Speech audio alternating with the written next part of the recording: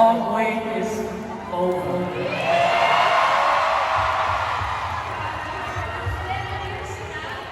11 years na po kayo pinintay. Sabi ko, bakit kailangan yung kasama ni Coach? Kailangan ko talagang pagbasahin sa buhay. Finally, Coach. It's now happening. And I am very, very happy na makasama ko kayo sa isang concert, Coach. So yeah, thank you so much. Thank you very much. It was like really crazy, really fun.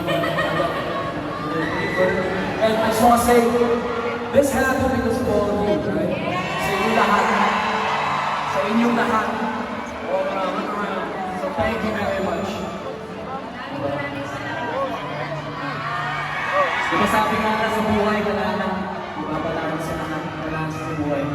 Pero sa pagkanta, when it comes to performing, it's about fire, it's about gasoline, right? And then it's gotta burn, so thank you very much. Thank you, Coach. Thank you, Coach. Wow, and fire, your gasoline. I'm gasoline, that's how it works. This is a dream come true. Maraming Coach, you are an inspiration to all of us. Grabe kayo, Coach. Grabe yung artistry ninyo, yung passion ninyo, yung dedication ninyo, your craft. Grabe yung inspiration ko. Thank you, Coach. May kwento ako, Coach. Alam niyo po, nung kailan ako, elementary, kung talagang jam ko po yung mga songs nila, Coach Blackbird, Maya.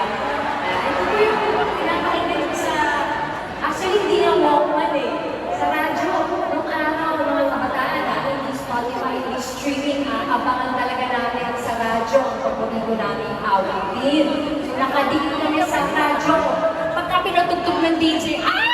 Favorite song ko yan! Parang ito yung pinapakinggan ko habang iniisip ko yung crush ko. Miss Ria.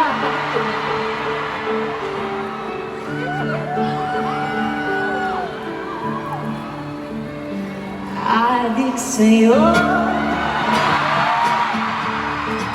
Adik sa'yo. Bilang sawaran sa'kin. Mga kwento. Tungkol sa'yo. At sa ligaya. Ikaw ang hangin sa aking buhay. Lord, ang hirap sa isipan ko ikaw. Sumama sa kanisa, bawat lupang umiwan. Hinahanap-hanap kita. Hinahanap-hanap kita. Isip at langit, bawat pag-ibig ko na lang. Hinahanap kita.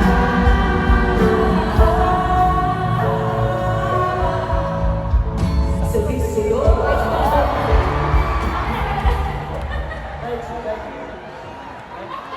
Grabe. Alam niyo, may kwento pa ako, Coach. Naalala ko pa po yung driver namin noon. Sabi niya, pag nag-perform daw kayo noon, nakahoodie kayo, tapos nakatalikod kayo, hindi kayo nagpapakita sa audience. Tapos nakatapak lang daw kayo. Yes. Barefoot lang daw kayo. That's a long story. Grabe. Tapos nung nag-MV, ang dami kwento, no? Tapos Pilipinas po ako. Naririnig ko lang si Coach, po ako, no? I was invited. Actually, I was invited sa MTV Pilipinas. That was in 2004. Tapos, kumanta na si Coach Bangko na, "Hoy, Pinoy ako!" Sabi ko, grabe si Coach Bangko. Coach, bumili ako ng album niya na ano, yung Bangko po, yung merong, Lord, I put you to the test. By myself, I know it's worth it. Pan lang. Tapos yung kasama ko na nag-concert!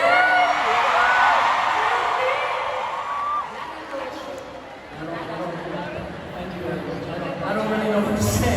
Marami pa naman sa guess we got more jobs. So at this point, we'd like to thank our sponsors for our concert. It's because of them that we brought all of this together. So maraming salamat sa support nila. You guys are going up and great. So I want to say thank you to Go Babylon, Bingo Plus, thank you.